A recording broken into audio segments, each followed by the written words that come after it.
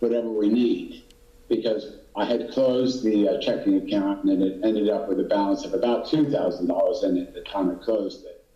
So I would like to, create the new checking account. This is just my idea. I have to talk with the board to start the checking account with approximately $2,000 and feed it with the interest income from the money market, $100 a month on average, as well as any of the fee income from FOBs or boat dockage or any other fees that we may decide that we have in the future to support that. So that's just my suggestion. So I don't know, I'm open to discussion with the board about that possibility. Sounds good to me. Because we're finding that with the Middle River Club, sometimes just to expedite getting things done, because it's quite a process to get, people paid and things approved and whatnot for small items, like opening and closing the clubhouse, for example. People shouldn't have to wait a month or two to get their check for doing a favor or offering to be compensated, a small amount to be able to make things run smoother around here. So that checking account would be ideal for checks that are small, okay, no big expense. So that is why I thought that it might be good to bring that into the fold, to have sort of the petty cash type scenario and not have to go through the cumbersome process for some of the other business. Yeah, it makes sense. And then is Alliance not a checking account? Like, is that not how we pay? It is One of their bills? for the operating, for the bulk of the bills, but Truist is right around the corner. We do have a credit card that's actually in my name because Middle River Club credit rating on its own was not very good prior, so the credit card is actually based on my credit score. So I'm an authorized agent for that credit card for Middle River Club. So, the credit card's used for purchases, for supplies, for janitorial. Most purchases are under $500. I mean, that's about the most. I mean, it's got a limit on it of $5,000, but the balance has never been over $1,000. So it's just for small items. Yeah. So I have that. So I kind of like to keep Truist, but it doesn't have to be. It could be Bank United if we talk to them. It doesn't really matter who it is, but that's the concept. Gotcha. So.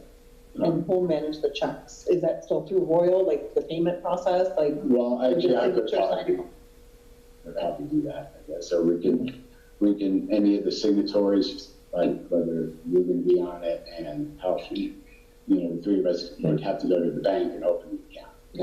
I would suggest if you're going to have a checkbook that it be held by a board member as opposed to left in the office. Right. Yeah, that's probably Right. a good thing to do. Right. Well, the previous account was opened by somebody from each of the condo associations. And so we were all three authorized to sign a check. So I had the checkbook for the most part, but if I went away for the summer, Bruce at the time was authorized, so I would give Bruce the check. So it would be kind of like that. So I might have the checkbook as treasurer for most of the time, but then if I leave, I would Leave it with somebody. Yeah. it's going to be That's a good idea. good idea. So I guess we'll talk more about how to put that together. Let's put that Do I need to make a motion to do that? No, not this time, because it's not on the agenda. That's something to vote on, but yeah, Just to discuss. yeah. Let's leave that open to discussion, go forward with that. Yeah. Absolutely. So, We'll put some emails around, put the plan together, and then. Yeah, I mean, I'm all for it. I think you need to conduct business. And I honestly, I think it's just under an operational item. I can't imagine that something like that would require a vote. But I agree with you, Craig. It's really difficult for you to conduct business when you have to make people wait. I mean, I just bring to mind the gentleman that planted all the closures for us. You know, I mean, we've had delays in trying to get him paid $200, $214, I think, and he'll never do business with us again as a result of it. So it really, and I understand why, Paul, I'm not pointing any fingers at anybody. I completely understand the limitations, and this is definitely a way that allows us to continue to conduct business and do it in a reputable way, but still get things done. So I suggest we do whatever we need to do in order to make that happen, so you can, get done what you need to get done without delay.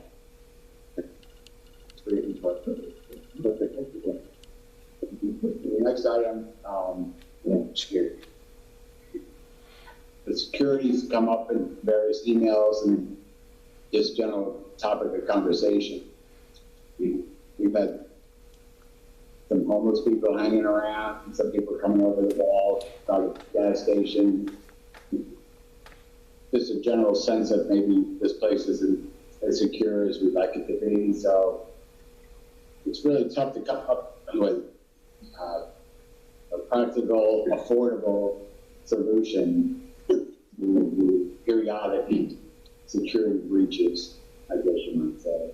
Of course, inoperable gates don't help the cause. That's another situation which we need to talk about down the line a little bit today. But as a board or Royale, do we have any ideas on how to make the community more secure regarding occurrences like that? It's kind of difficult because it's a rather large campus. There's not much we could do along the perimeter. Internally, I know Yvonne was looking at unarmed security. I think, pardon? It's unarmed security, which is not a bad idea, but it's expensive. And if we were to do that, I think we need to pick critical times in which to cover that, like from 12 to 6, because I think most people are up and active, aware before 12. After 12, people are asleep, and people start moving around 6. So I think our most vulnerable period is that. It's that 6-hour window. But even that, one person, 6 hours, how many times a week? 5 days a week? 7 days? It adds up fast. And it seems to me, even though there are occurrences, I don't know how frequent that happens. Well, I haven't had any reports other than that one email of any security issues, but I don't know whether the timing of these occurrences is somewhat related to gates that aren't open in front of the car. I suspect that's got to be important, because it's easier to come in then. Yes. An open door. Exactly. That gate has been open for about 3 weeks now. I know, so I called ATI, I don't think we're jumping the gun here, but I called ATI about that. There's other situations. And they're waiting on a part for the gate 3. I had discussed with them why that sensor might be burning out. They think that the trash truck is straddling that entryway. Yeah, I don't know why they would be doing that when the dumpster's cleared out the other end. There's 1.5 ways. And the other day, when they were out there, I asked the driver to pull that out, to make sure that the truck goes all the way forward. Right. I talked to him, and I talked to the driver of the truck, and they said that they make a point of that. I did talk to them. He said they make a point of driving all the way through? All the way through. Well, no, they don't. I know, but the thing is that they've been pulling up, down, all the way. Yeah. Because, we're being charged, just for the guys to ride around in a pickup truck, to pull them out. Yeah. We're getting charged for that. So I said, well, can you move that up a little further? Yeah. For the truck goes all the way through. And they said, yeah. And once I explained that to them, what it was doing, they said that they concentrate on it and thank you. Are they doing it? We've been watching them, yes, they have. They've been going all the way through. All right, so, Maybe once it's fixed, it's done, when they get the part, right. hopefully it doesn't happen again. Well, I think the part they're waiting for isn't one of those sensors. They said it was a motherboard that went bad on gate 3 and having a hard time getting it. They keep telling me it's the holidays, it's messed up transportation, but we should get it in a week.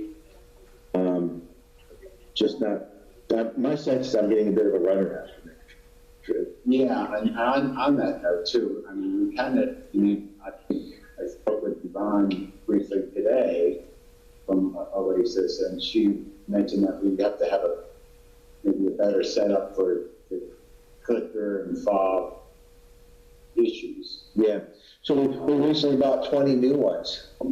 Yeah, 10 robots, 20 new ones. And, because Yvonne is the first point of contact, she's the one who handles those fobs. And it works out well. I think both of us put several of the new fobs anyway. After she sends them in, they get programmed, they don't work, or they're not working. But she's feeling very frustrated because of that. And it's creating more work for her. And I don't want to do that. I don't want to make it harder for her, because instead she's really doing us a favor. That's been an issue over time. We had the same problem. Oh, okay, so something new. It was just something that they'd get it programmed, and then it wouldn't work after a while. Yeah. So we found that if they got on the computer, got it programmed, and stepped out there on the railing and pointed at the gate, tried to see if it opened. If it didn't open, then you did it again. Hmm. So that was how our prior manager was checking to make sure that. I mean, there was a time, and I don't know whether it was because we were kind of changing the system, but there were clickers that could be pre-programmed. Of course, they weren't unique to a person's unit number or whatever. They were like a block program where you'd have a box of 10 that would be programmed to say the office would be the identification in the computer. And I don't know whether there can be a system where there's ones that are pre-programmed, and then as they're handed out, that can be edited or updated. Right. Once you already have, in other words, to save time, maybe it would be okay to Pre-programmed. program, Oh, that's something more. and then just do an update on the profile. All right, I'll ask them very much, because it'd be a lot easier if they're already, and all you gotta do is just give them a name, they can assign it. Because the old system could do that, maybe the new system can't do that, but it might be worth asking. I will. I'll let you guys know. I'll call them. Well, a couple things on this. One thing is, what I was told was vandalism was brought on that motherboard and it was smashed. So one action we need to do if we're going to continue to use that technology is lock down those cover boxes. I know under emergency situations, we need to get access to them to open the gates up. Worst case scenario, we unscrew the bolts and we remove the chain and manually push those gates open. But if we're talking about security, we had talked about hiring security. We also talked about putting cameras in, and I know ATI offers that solution. I don't believe we've ever gotten a quote from them. River Shores is looking at getting a new internet and cable company, and one of the things we're looking at is installing cameras. Some of the vendors offer it, some of them don't. But of course, you need a system that is sophisticated enough to know when you have exceptions to send an alarm. And then when you do send an alarm, you need a process to be able to address it. But that's what ATI does. They do a good job of doing that. So I'd like to see ATI give us a quote for implementing security cameras on the property. I'd also like to talk to the other presidents of the other associations to see what their input is on securing the facility. We also talked about Communikey. Communikey is the directory at the front gate. I know River Shores does not have an exit strategy for removing people from that directory. I know there are a lot of people that are walking around with fobs today. Bottom line is our facility is not secured, and I would like to see ATI give us a plan, a get well plan for securing those gates and the directory, as well as looking at security cameras and a process to monitor the security cameras, whether that's calling an automatic call to the after hours or non-emergency sheriff's office and to escalate to the board managers when there is a violation.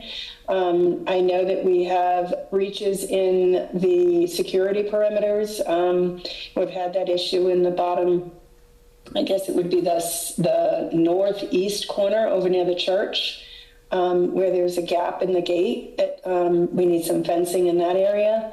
There's also been talk about extending the wall between us and the strip mall. So there's a lot of things that we need to do to secure the perimeter, one of which I think is looking to ATI for a security plan or calling out to other companies that do security. So I would suggest that we get some quotes for that and really try to take some active steps to cleaning up the security within the property. Gotcha. And I would think that that's, if you will, a common element. The security should be shared by all the associations. It shouldn't be borne by one. So, okay, which actually kind of makes it maybe a little bit more affordable than, Yeah. because we're sharing the love. Yeah. Okay. I'll reach out to AT&I tomorrow and I'll ask them for security review. I should probably walk through with them and we'll do an audit and see what. Yeah, specifically, if you can ask on refreshing the directory and the key fobs, and we talked about possibly getting remote entry into the Middle River Club to remove the need to have people physically open and close it. You know, gymnasiums do it for people that have 24/7. Technology really needs to be refreshed. So are you thinking maybe a fob system or a card? I'm suggesting that we get proposals and present it to the board for the board to make the right decision based upon the feedback and the cost, right? Okay, understood. Yeah, I think we do have any option. I was going to bring up later when we talk about the clubhouse, but is there an option for a fob entry or or an app entry, something in that way? If it's an app, we can probably remove people as they're moving out or deactivate a fob. Well, that's a really good point. Is managing those indexes. You're absolutely right, Maureen. Because right now we have tenants who are moving out of Rivershore or Bend or Terrace, for that matter, that aren't being removed from the system. So not only does it clog the system up, but like you said, Maureen, you have non-residents running around with the key to get in, and we really can't touch. I mean, and you touched on the management of it too, right? And the overhead and the cost associated with the hours put in, going back and forth, trying to get them configured, the aggravation of the residents. I mean, it's time to update the technology. Okay, I'll get to work on that. And if they have maybe they could reach instead of maybe like a laser or some type of maybe like a wire fence instead of it extending, like we're going to do, instead of extending it, maybe there's something else. Yeah, Because I exactly. was asking what their solution, what their options are. Yeah. That might be a big difference. Wire fence or something, some alarm system. Yeah, so I'll ask AT&I, I'll ask Worthington Security, and I'll take some recommendations for a third vendor. We can sort it out. Sounds good, but that actually leads right into what I wanted to bring up is the fact that Frank has been opening the clubhouse 7 days a week, and I've been closing it 7 days a week. In the interim of finding a person or persons to do the same for pay. For example, we used to pay Diego, who's no longer lives here, but he was a resident that would open and close on the weekends for sure, and close during the week for $150 a month. So we have a $200 a month budget. So if somebody wanted to do just mornings for $100 all month long, and somebody wanted to do closing all month long for $100, that would be, kind of what we're budgeted for until we get the security System in place. figured out. Yeah. Randy used to do it for us, but we were missing our Randy. So, we're trying to make the best of the situation.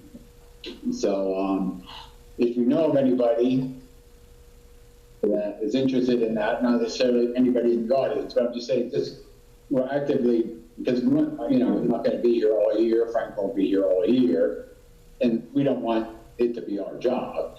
We don't mind doing it when we need to do it, but certainly if there's somebody who would like to do that, on a consistent, regular basis, that would be helpful. Can an email be sent to residents, like our call to request something like a? Perhaps. like a request for proposal, but if anyone's interested, you know. Yeah, and also, I've just noticed myself, and Frank and I have talked about it,